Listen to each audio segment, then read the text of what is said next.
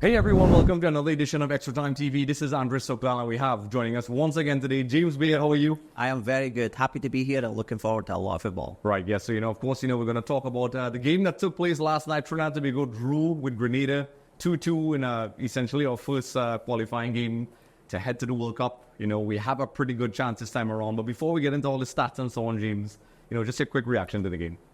I was very disappointed. I thought I expected a little more from Trinidad. I think we always tend to finish well, but we start very poorly, and I think we saw that again. And some of the goals were a little questionable in terms of the defending, and was it a penalty? I'm not so sure. But at the end of the day, they clawed it back, got the 2-2, and they have something to build on, let's say that. Yes, obviously we were 2-0 down in the first half with goals from, Miles, forgive me if I'm pronouncing this incorrectly, but James, you'll tell me, Hippolyte or Hippolyte, is that how? I think that's it, yeah. Drop it in the comment section, folks, and of course, it looked like we were probably going to get a third goal, and then Telfer and more saved our blushes in the end. But, we're going to pull up our first stat from the wonderful folks of Sofascore really quickly here. As you can see, we have something that's very interesting, which will be important later on. According to the stats, this shouldn't be a surprise because we've drawn the last 4 games. This now would be the 5th. The last time there was not a draw was way back in 2010, and they defeated us. So, James, knowing that, plus let's pull up the possession stats as well now from Sofascore. As you could see here, it was pretty even, 54, I wouldn't say even, but close. 54, 46, shots on target, etc., etc. The passes were about the same. But the one thing I want to ask is that we're talking about the penalty kick. I will get back to these things afterwards. Did the ref get it wrong? I don't want to say he necessarily got it wrong. There was definitely something there, but was it enough for a penalty? And this is where the rules keep changing every year. They keep adding and taking away. And I suppose the referee will say he made the right call, but I think at the time I remember thinking, I don't think this is a penalty. So, the referees out there could probably tell us their opinion, but I didn't think it was a penalty. Yes, we probably have asked the ref, sometimes you have Michael Ragonat or maybe some other ref as well who could tell us what they're thinking was. Angus in the post-match conference seemed to think it wasn't. I think it was a bit harsh, in terms of the positioning of the player. I think this is a whole other topic altogether, which I spoke about with Shaka, where sometimes I think the people that come up with these rules, I actually question, and this is kind of harsh, did they actually ever play the game? Even at a recreational level, when you play the game, sometimes your body, it's almost like they want you to have your arms like this, which is sometimes impractical. You're running, sometimes you're physically in a certain position. And it really feels as if these rules are not written by footballers. What do you think about that? Off topic, but that's, I think you could go either way with it. I think at the end of the day, he turned his body, it hit some to me on the elbow. Mm-hmm. And that's where, I would question it. Now, there's always manipulation, of the law and of the game, mm-hmm. And this is where the problems come in because, like I said, we've now came to the stage that they want us to defend like this, with our hands behind our back. Is that natural? I don't think so. But again, we keep changing each year to say, well, we don't want our hands by our sides, we want them behind.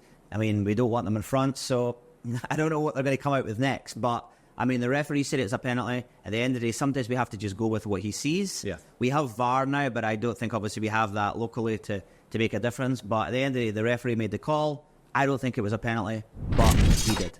This show is all about not just discussions, but actual usage of data from the kind folks of Sofascore. So we're going to talk about tactics, James. So let's pull it up really quickly here. Our favorite part of the show, Sofascore give us this beautiful graphic. So these are the formations that were used, 4-2-3-1 by both coaches. But how different these teams were in terms of approach. We obviously saw that Trinidad Tobago seemed to not be able to handle the pressure, which we'll talk about that later on, the high pressing of, Grenada. But, initial thoughts, James, let's talk about the first half. What went wrong and why did we concede those goals?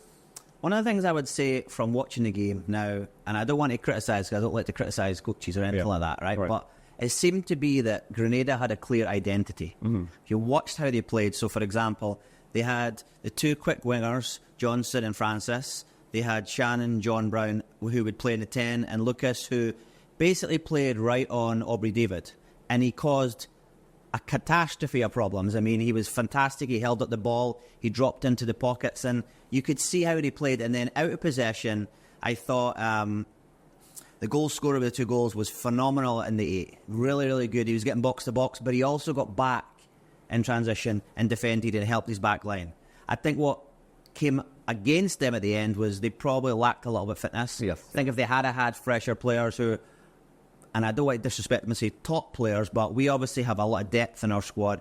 I don't think Grenada maybe had all of that depth, But that was probably what allowed us back into the game to get obviously the 2 goals. From our perspective, I questioned some of the players who started. I mean, I actually thought the substitutes that came on made a big impact. They did help. I thought Alvin Jones, to me, should have played right back from the start. I think that little change made a big difference. Yeah. I think we still lack in that centre midfield area. I mean, Rion Moore was fantastic. Does what he does. Ryan Telford played pretty well. But I thought Rion kept dropping wide, which is fine. But then who comes here? Yeah. And this is a problem I have. So if he's dropping into the pockets or into the channels, who then becomes the centre forward? We want Rion Moore to be the centre forward. So I think that's a problem we have to look at. I didn't think Fortune gave us enough this game. But all in all, I mean, a 2-2 is something to take away with. Yeah. It gives us something to build on. But I expected a lot more, especially we played at home. And again, to me, Denzel Smith, as in previous game, to me has been fantastic. I'm really impressed by him. But I think we need to find that, I want to say that leader. I mean, I'm not saying that Aubrey David is not a leader because he's a fantastic player. Yeah. But we need somebody in the middle of the park who can drive us forward, and I don't think we have that at the moment. Yes, because, and also, one factor we have to bring up before we speak about the other things, the contrasting styles, which we actually have a metric, folks, to show you that. You'll see that in a moment. But, for example, Levi Garcia got injured, and Andre Rampersad came on. And to me, when he came on, as you said, it kind of stabilized in mid-level. But they looked a bit more structured in the past. But do you think that in terms of everything you mentioned there was something, you and I brought up before we started recording, and it's something even Angus said in his post-match conference. We have seen a trend with Trinidad Tobago football, where, with Angus Eve at least in the last couple of games, from a tactical perspective, we usually concede goals first, and then we come back, credit to the players and so on. So it seemed as if we usually approach the game in a pragmatic way. And even Angus calls himself, I think so, but whatever, he's a pragmatic coach. And in this particular game, he took a chance from what I saw. It's, pretty attacking lineup, it didn't work. And they sort of had this kind of in-between limbo in terms of identity, which you brought up before. Because Angus likes to defend, which I have no issue with. I think you need to lock things up. But then we concede goals and we attack. So he's probably, and I'll ask you this question as a coach, do you go from, where do you find that balance between attack and defense? Because it's clearly, as it stands, we are conceding goals. We are capable of scoring goals. So what is the middle ground? What does Angus do? Or what do you think they should do? I think one of the things I would say is I get why he does it. It's worked. He's been able to get results in the past. Fine. My argument to the other side of that would be we are conceding goals in that defensive period. So, for example, he comes out, he wants to lock up shop early and try and be pragmatic at the beginning, and then we have to then go all guns blazing in later on to try and get results back. Yeah. But if we're losing goals in that pragmatic period, to me it's not a pragmatic period. Yeah. It's a problem period. Yes, yes. So we need to then come up with a solution that, if, for example, we're going to sit in and defend, soak up pressure, we need to then pick our team accordingly that will be capable of doing that. And I don't think that's working, or it didn't work in this game. Yeah. Because to me, we scored while we started to go forward, but we lost goals while we were in that defensive period. The logic doesn't match up there, And as I say, I'm not criticising because each coach has their way of doing things. And if that's what he feels works for them, that's great. But at the end of the day, we're talking about a scoreline. We didn't get the result we wanted. Yeah. So then what's the solution? And this is where, as a staff, you come together and say, well, Derek King, his other Carrington, etc., come together and they say, well, what can we do to better that? Yeah. And let's hope they do that for the next game. Yeah, because, we're speaking about Trinidad, but let's talk about Grenada a little bit. Kudos to them. You clearly identified a point I was going to raise later on. I think the fitness levels, that was their undoing in the end because, we could say what we interpret, but, we have a lot of match data as well, which we'll pull up the next graphic as well, which is something, from Sofascore that's new. We have the shot maps here. As you can see, it's about the same, in terms of shots, but the contrasting momentum, as you could see, folks, if you don't know, you can see the graphics down there, shots on target, shots off target. Grenada had, if you look at the spots and the areas where they got their shots, it was pretty much almost similar, but, we probably had, as you can see here, just 3 on target, 2 on goal. It probably, Rion Moore had a chance, I think, earlier in the game that he could have scored. But this is the graphic I'm really excited to bring out, folks. This is where the philosophies of both coaches differ. So let's pull up the new one. The attack momentum stat, James. Just to give you all a definition of what this is. So the Sofascore attack momentum is an innovative new metric. A lot of people use it, all over the world. Of course, we, at the innovative one, James, we're going to bring it to everyone. So basically, the top is the home, underneath is the away. And it basically shows you, the intensity. So I'm going to read the definition that Sofascore gave us real quick. So the attack momentum graph is the clearest representation of what is actually happening. Reading the graph is as simple as it gets, as you can see here. The top is home, the green part obviously is home, and then away. And every minute produces one spike. The higher the spikes, the more intense the pressure. And just one glance, you could see, looking at the graph, the intensity of each team. So green is Trinidad. And as you could tell, this is from the graph. So this is not just us saying things, folks. As this takes away, what I love about stats, it takes away some of the opinions where people could get annoyed. Graphically, it shows that in terms of intensity and play, Grenada looked, at least in the first half, you could see they were highly intense. And in the second half, it's almost like it flipped. And Trinidad stepped it up, which verifies to me the fitness levels deteriorated rapidly. So, James, now that we have this new cool information, what do you think about that? Well, this just highlights exactly what I've just saw. So, for example, it shows you this period here is the problem period. Yeah. So we basically allowed Grenada to take over in this period. Yeah. Which, whether it's through their pressing, their relentless pressing to get the ball back, and then we have to soak up pressure. And if you look, 2 goals came in this period. So then we have to do something about that period, because if you take away that, well, we win the game. Yes. Because majority of the stats after that, we win. So then we have to find a solution to that problem there. And again, it's there in black and white. Yeah, correct. Or in blue and green. No, blue and green, folks, blue and green. And this, I think this perfectly, epitomizes what we were talking about. Because, we could talk about it and we'll bring it up again, where the approach goes back to the identity. And Angus identified this as well. So he clearly has seen this is a problem, because it happened against pretty much all the teams we played. And finding a way, as you said, with the coaching staff to solve this problem. Because, to be fair, based on the stats, we've not won against Grenada in some time. This will be the 5th draw, I think, and we have stronger teams to play, quote unquote. I don't like to use that term. I hate that anymore, but these teams are very prepared. And kudos to the coach for Grenada, because he clearly had a game plan. Because what I noticed in the first half, which I believe is, this is the trouble area here, he was pressing us off the ball with his team. He clearly did his research. Unfortunately, where I think he was undone, in addition to the fitness, well, actually, the fitness is an issue, where they couldn't hold onto the ball. And Grenada also had a similar problem where they didn't know how to slow things down and manage the game. Because there were times they would just attack when they didn't need to attack, when they needed to keep the ball. But I'm thinking a team like Grenada, this should be positive for Grenada. If they can match their fitness levels to how they played and manage the game a little bit better, Grenada could have also easily won this game. So, knowing, the contrast in coaches, both coaches have their problems. But I would say, if I was just being neutral, I would think Grenada would come away, the happier of the two. Because, there was clear, what I also like with them, with their attacking as well. I love their attacking combinations. I saw a lot of inventive, expressive play, which was to me very impressive. I saw some back heels, some nice little triangles in the box.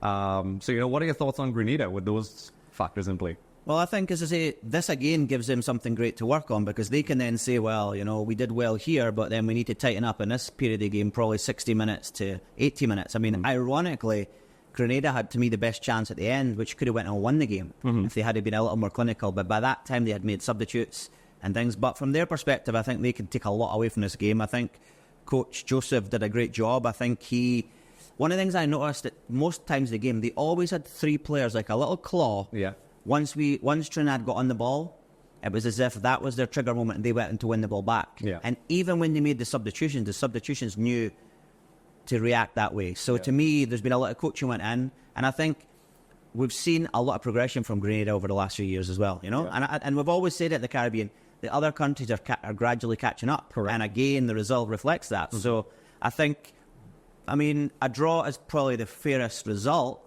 but Grenada will probably say they put a lot into the game. They probably deserve something. Yeah. somebody could say that, you know. Yeah. So I mean, obviously we're from Trinidad and Tobago. You know, for international fans who don't know this, I know James might confuse you because you're hearing a bit of a Scottish accent, but he has a Trinidad pass right now. But we also talk about both teams, and kudos to Grenada. This game could have gone anywhere. Even Angus admitted this as well. It was one of those games. It is something that both coaches will go back with different, I think, things to think about because it's for the World Cup. Everybody, I would say this is one of the best chances in years for us to make it. Do we get it right, folks? Let us know what you think in the comment section while it's going on in the live stream. Let us know what you think about the game. What do you think about Angus Eve's tactics, about Trinidad and Tobago? And, we have started off like this in the past. When we did qualify for the World Cup way back in 2006, it feels like a long time ago, we did start off with a draw against Costa Rica. I know we saw that too now. So this is me, the ever optimist as well. So Sofascore has identified the key players. So let's pull them up as well. So they identified Ryan Telfer, the guy, pacey on the wings. As you can see, he played the full 90 minutes. He got that goal. You can see on the heat maps the area he usually works in.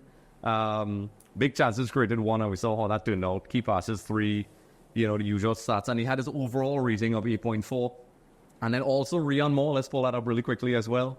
For the other stat, as you can see, the goal scorers. Now, before I move on to the next one, I often have a tendency, because I played and I'm a fan of positions like maybe goalkeepers, defenders, and midfielders. Oftentimes I think the offensive players get the spotlight, but we'll talk about that afterwards. So this is Rian Moore. He played the full 90 minutes. He got that goal. There was a particular moment in the game where there was a back pass where I think if he actually received the ball, he would not have been offside. I don't know if you remember that moment. He probably could have snatched a victory for us in the end, but I think he's a great player. He was great for us. He had a lot of pace. He took advantage of the fatigued legs of Grenada. But let's talk about the other team, the goal scorer for Grenada. So let's pull up that one really quickly.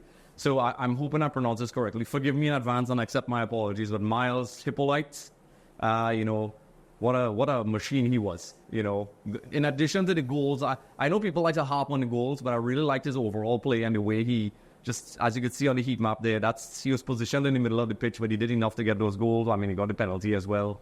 He scored the penalty, sorry. So, James, I want to focus on this guy. What do you think about his performance?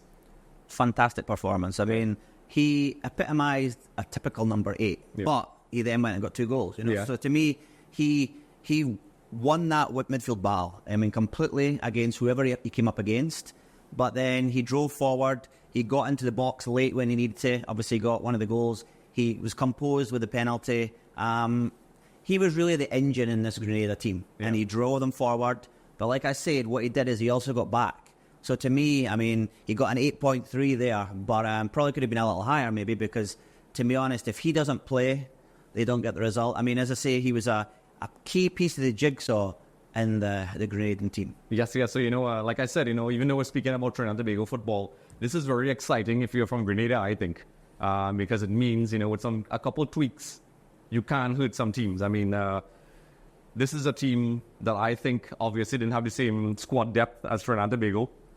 But I think tactically I was very impressed with the coach. And, folks, from Grenada as well, you can let us know what you think, about the performance. Do you think they should have gotten that victory? Are you happy with the draw? Just let us know what you think. And also, random commenters will have a draw and you could win some prizes like a copy of EAFC, maybe a jersey of your choice, or maybe some Omega XL. Who knows, right? James, the lovely James will draw. We'll have him prancing around and doing the draw and pull a random thing at some point, like what we did for the World Cup. So just to end things off, we're going to pull the table up for where we stand. So as it stands right now, because, no other games were played, we have to play Bahamas up next. We started off with a 1-1 draw. We have Costa Rica, which is always tough. Even though they're not the strongest they've ever been, they still have guys like Navas and so on, and some quality players in there. St. Kitts and Nevis, none of these games, folks, I want to get that really clear. There's no games that are easy anymore.